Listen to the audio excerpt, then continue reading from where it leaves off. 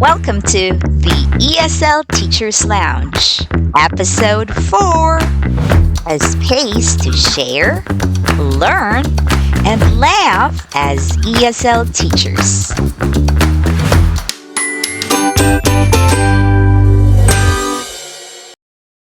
Hey everyone, I'm Joy, and thanks so much for joining. So, no matter where you are in the world right now, I hope you are doing great.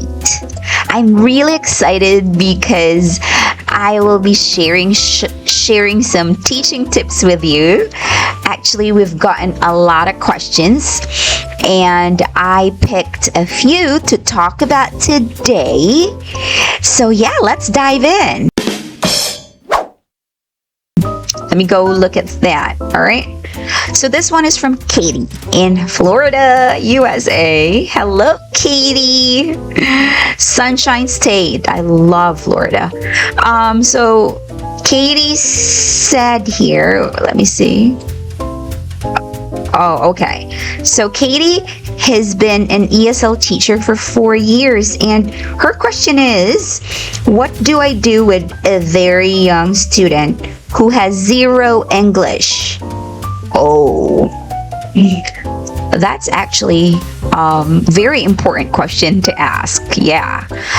So if you've never taught an ESL student with zero English before, it can feel a bit intimidating. You know, I'm sure your mind is buzzing with different scenarios. Trust me, I've been there. It's like, oh my gosh, should I accept this student? I am not capable of doing that. What should I do? I'd say yes, go for it. Let's say this student is very young, around 4 or 5 years old, zero English. You need to set the right expectations. First things first, prepare yourself for the challenge because you said zero English, very young, short attention span. So your goal here in your first class is you have to be silly. You know, you want to win your students' heart. That's the key to build a safe and comfortable connection. You want your student to feel happy in your class. Yes, that's the goal here.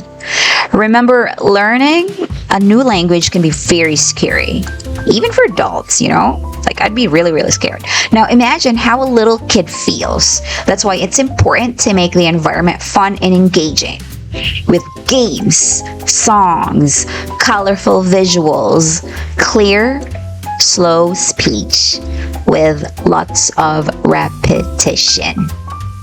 Repeat, repeat, repeat. Okay, so how do you introduce new words?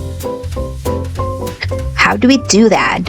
So I've used the level 0 materials for my younger students. Let me pull up here. Let me get that right here. Let's go to, give me a sec. Great. So we go to here. So use colors, and let's just go to red and blue. All right.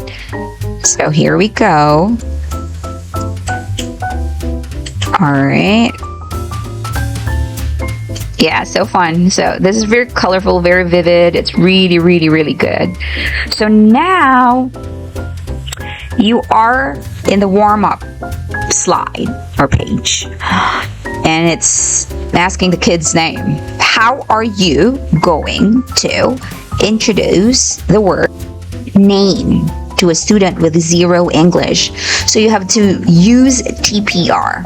So TPR is the total response. Oh no, total physical response. Oh, I forgot about that. Yes, so TPR, you're gonna say, what's your name? Right? So, you can grab a stuffed animal or something.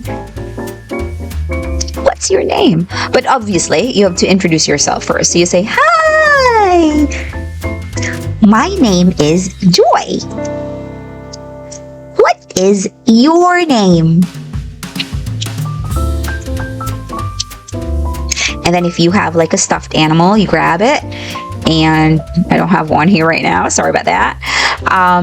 And you can, like, say you have a stuffed toy, a dog, and you can say, what is your name? And then you can, like, you know, use just animated voice. This dog. Hello, dog. And then you can ask this question again. What is your name?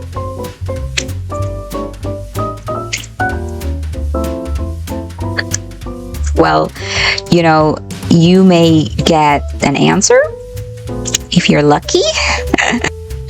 But usually they don't answer right away. So you just don't expect that. Because kids this young really, you know, don't like to repeat. And that's okay. They're still observing and they're processing, you know. So, like what I said, you just have to be playful, and you just have to really make them feel comfortable. Yeah, and also what you want to keep in mind for ESL students, especially the young ones with zero English, you need to think about how babies learn to talk. So if you've been surrounded with babies, if you're a mom yourself, you know how the babies develop, you know, language-wise. You have to speak slowly. You have to use a sing-song voice, say like high-pitched, and you have to make it playful, really playful. So, yeah, so that's how you're gonna just start your class, and just the warm-up. Of course, there's gonna be singing. Of course, you're gonna do singing, and I think a good song to pick would be something that includes movements. So like maybe if you're happy and you know it, clap your hands, stuff like that. Or, you know, my students really like the one walking, hop, hop, hop, stuff like that. Head, shoulders, knees, and toes. Just that allows them to move, and they could actually see you moving as well. So those are the songs that I could think of. Now, how do you introduce vocabulary in a fun way? This is where the lesson really gets exciting. The goal is to keep it interactive and engaging. All right, so let's say, for example, we're teaching colors. All right, here. So let's get one here. You're teaching colors, and what is the first color we're going to teach? Let's say we have red. So you're going to say, what color is it? What color is it? Red. Red. Good job.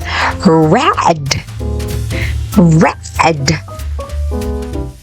Red. So you want to make it really slow and repetitive. And if you have stuff that you can actually hold, that's way better. But you know, if you're using material that is vivid enough, that's totally fine too. If they have like a lot of examples, then that's perfect. Yeah, you don't need to get anything, and that would be, you just have to keep it fun, playful, and engaging, because modeling is key. You know, kids this age, again, don't feel disheartened because they do not like to repeat. But if you ask a question and you answer it, yes, you answer it yourself, they will eventually start joining in when they feel comfortable. So just be patient. Be patient, be patient. Like, I remember when I was teaching for company, and we have this forum, and we'll actually say, oh my gosh, we just, I just Dora today. Just Dora it. If you watch Dora the Explorer, Dora would go, where are we going today? We're going to the mountain. That's our term. Just Dora it. You can do it. Yeah, you just need to keep on encouraging them, because really they won't respond right away. You ask, you answer it, you are modeling language for them. Repetition builds confidence, so they will start to participate naturally over time. Yes, you have to celebrate small wins as well. Every little response deserves a big happy reaction. So for this, kids, you need to give them a big happy reaction, really big, like you're going nuts. Yeah. So now let's talk about class pacing. Normally I would do a 25-minute class, and that can be long for little ones. Yes. So when I see my students getting antsy, I quickly switch to a game. Yes. So you can pick games here. You can just pick games under the level that you are teaching, or any games would do. If you think the student can actually understand how it works, that's perfect. So how do you keep engagement high? You start with your lesson. After about 5 minutes, you play a game. You go back to the lesson. And after 5 minutes, or you can kind of gauge it if they're feeling antsy, if they're not really looking on the screen anymore, that means they just want to get out of there. So you have to get the game again. Yes, okay. So, and also if your student participates even a small way, you just have to get really excited and just be crazy, show a huge happy reaction, and then praise them a lot. And then you say, we're gonna play a game. So it's like you reward them with a game.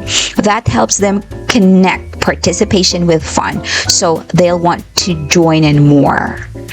Yeah, so just really have fun, because teaching very young learners with zero English takes patience, dedication, consistency.